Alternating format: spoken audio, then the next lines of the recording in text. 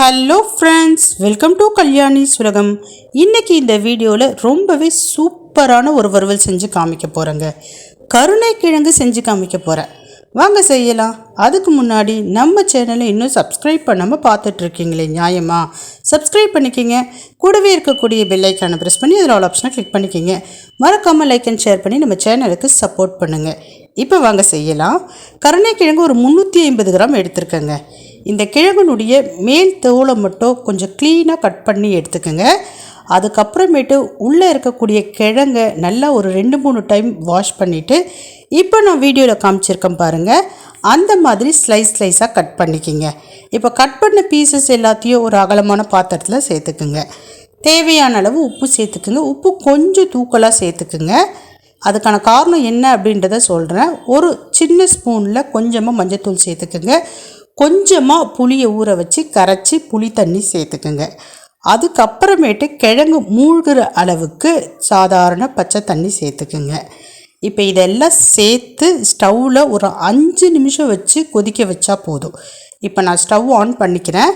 On பண்ணிவிட்டு இப்போ இந்த கருணைக்கிழங்கை வேக வச்சு எடுத்துக்கலாம். பாருங்கள், இப்போ நான் ஸ்டவ்வில் வச்சுட்டேன். ஒரு 5 நிமிஷம் பக்கத்துலேயே இருந்து பார்த்துக்குங்க. ரொம்ப நேரம் வேக வச்சிங்கன்னா கிழங்கு ரொம்ப வெந்து போயிடும். அப்புறம் வறுக்கிறப்ப அப்படியே கூழாகிடும். இப்போ நான் காமிச்சிருக்கேன் பாருங்கள் வீடியோவில், அந்த பக்குவத்துக்கு பக்கத்துலேயே இருந்து வேக வச்சு நல்லா முழுசாக இருக்கிற மாதிரி எடுத்துக்குங்க. ஒரு 5 நிமிஷம் தாங்க ஆகும். இப்போ பாருங்கள், கிழங்கு பாருங்கள், பார்க்குறப்பவே தெரியுது நல்ல ஷைனிங்காக இருக்குது. கிழங்கு வெந்துருச்சு. அதே மாதிரி உப்பு கொஞ்சம் ஜாஸ்தியாக சேர்த்துக்க சொன்னேன். ஏன்னா நம்ம நிறைய தண்ணி வச்சு வேக வைக்கிறோம். ஃபில்ட்ரு பண்ணுறப்ப உப்பு பார்த்திங்கன்னா கரெக்டாக இருக்கும். அதனால தான் கொஞ்சம் ஜாஸ்தியாக நான் சேர்த்து வேக வைக்க சொன்னேன். இப்போ பாருங்கள், கிழங்கு நல்லா வெந்துருச்சு. எவ்வளோ சாஃப்டாக வெந்திருக்குன்னு பாருங்களேன். கரெக்டாக 5 நிமிஷம் தாங்க ஆச்சு.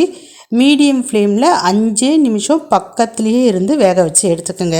குக்கர்லலாம் வைக்க வேணாம். குக்கர்லலாம் வச்சிங்கன்னா ரொம்ப அப்படியே குழன்னு ஆகிடும். பாருங்கள், அந்த கருணைக்கிழங்கு உடையாமல் ஃபுல்லாக முழு பத்தையாக இருக்குது பாருங்கள். இப்போ ஃபில்ட்ரு பண்ணி எடுத்துக்கலாம். ஒரே ஒரு ஸ்பூன் குழம்பு மிளகாய்த்தூள், நம்ம வீட்டில் அரைச்ச குழம்பு மிளகாய்த்தூள் எடுத்துக்கிட்டேன். அதில் கொஞ்சமாக தண்ணி விட்டு பேஸ்ட்டு மாதிரி இப்போ நான் காமிச்சிருக்கேன் பாருங்கள், அந்த பக்குவத்துக்கு மிக்ஸ் பண்ணிக்கிங்க. இப்போ இந்த மிளகாய்த்தூளில் எதுவுமே நம்ம சேர்க்கலை. நம்ம குழம்பு மிளகாய்த்தூள் வீட்டில் குழம்பு மிளகாய்த்தூள் பயன்படுத்துவோம் இல்லைங்களா, அந்த தூள் தான். இதில் உப்பு மஞ்சத்தூள் இப்படி எதுவுமே சேர்க்கலை. சாதாரண குழம்பு மிளகாய்த்தூள். ஏன்னா நம்ம கிழங்குல ஏற்கனவே உப்பு மஞ்சத்தூள் புளிக்கரைசல் சேர்த்து வேக வச்சிட்டோம். இப்போ ஜஸ்ட்டு அந்த கிழங்கை ஃபில்ட்ரு பண்ணி எடுத்து இந்த குழம்பு மிளகாய்த்தூள் நம்ம குழச்சி வச்சுருக்கோம் இல்லைங்களா, அதில் எல்லா பீஸ்லேயும் படுற மாதிரி இப்போ நான் அது மேலே எல்லா இடத்துலையும் படுற மாதிரி மிக்ஸ் பண்ணி எடுத்து வச்சுட்டேன். ஒரு 15 நிமிஷம் அப்படியே விட்டுடுங்க. 10லேருந்து 15 நிமிஷம் போதுமானதாக இருக்கும். இப்போ மறுபடியும் ஸ்டவ் ஆன் பண்ணி தோசைக்கல் வச்சுக்கிறேன். கடாயில் கூட நம்ம வறுக்கலாம். நான் இப்போ தோசைக்கல் வச்சுருக்கேன். அதில் எண்ணெய் சேர்க்காமல் அப்படியே முதல்ல கருணைக்கிழங்கை அழகாக நீட்டாக அடுக்கிக்கிங்க. அதுக்கப்புறமேட்டு எண்ணெய் பார்த்திங்கன்னா சுற்றி நடுவில் இப்படி எல்லா இடத்துலையும் நீங்கள் எண்ணெய் சேர்த்துக்குங்க. முதல்லையே எண்ணெய் சேர்க்குறப்ப நிறைய தேவைப்படுற மாதிரி இருக்கும்.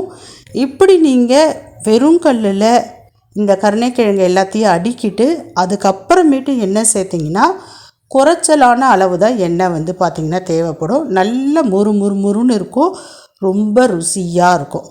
இதுக்கப்புறமேட்டு நீங்கள் பக்கத்துலேயே இருந்து ஒரு சைடு நல்லா பொன்னிறம் ஆனதுக்கப்புறமேட்டு திருப்பி விட்டுக்கலாம்.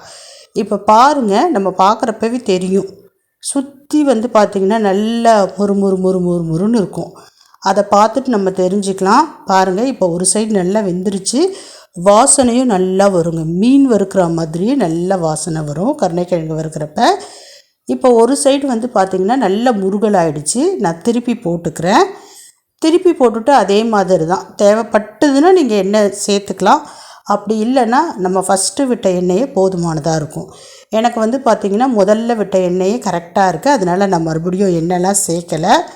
பாருங்கள், 2வது புறமும் திருப்பி போட்டாச்சு. அதே மாதிரி ஒரு 5 நிமிஷம் வெயிட் பண்ணிங்கன்னா போதும்.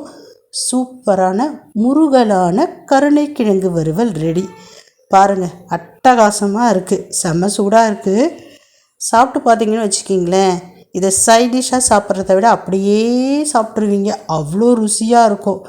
சூப்பரான கருணைக்கிழங்கு வறுத்து எடுத்தாச்சு. நீங்களும் இதே மாதிரி செஞ்சு பாருங்கள், ரொம்ப அட்டகாசமாக வருங்க. எங்கள் ஊரில் இந்த கிழங்குக்கு பேர் கருணைக்கிழங்குன்னு தான் சொல்லுவோம். உங்கள் ஊரில் எப்படி சொல்லுவீங்கன்றதை கமெண்ட் செக்ஷனில் சொல்லுங்கள். பாய்.